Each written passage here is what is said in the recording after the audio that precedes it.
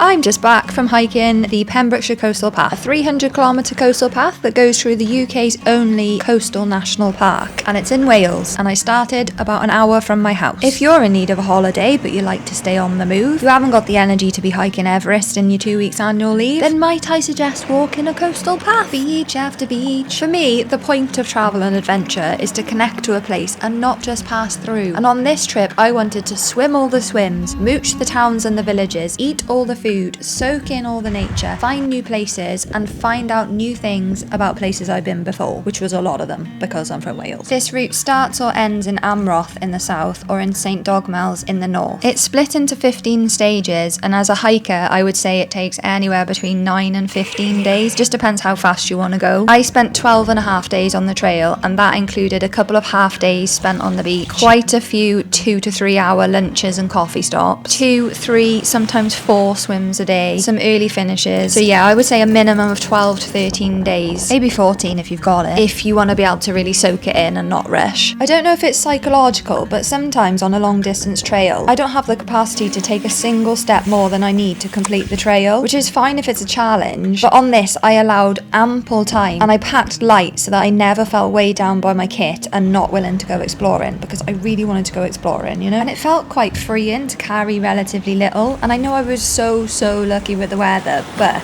it felt incredibly freeing to hike in shorts, t-shirt and lightweight footwear, which I can't say I ever really do in the UK, or not on a long trail anyway. If you follow me, then you'll know I always hike in Viva barefoot boots, but for this I needed something cooler and lighter, so I wore their new Primus Trail Flow Mid, and I genuinely never got hot feet once, and because of the boot style up a bit, I wasn't getting debris in my shoes either, because I hate that in trail shoes. There's plenty of campsites on this route. I did chuck in a few wild camps just because I love them. Obviously if you do that you must leave no trace and follow the wild camping code. There's quite a lot of food stops, but just note that in some of the villages it'll just be a pub, not necessarily a shop, so how much you carry depends on how much you want to spend, but I do recommend the pubs, they are good. If you want to know anything else, just chuck it in the comments. Ta-da!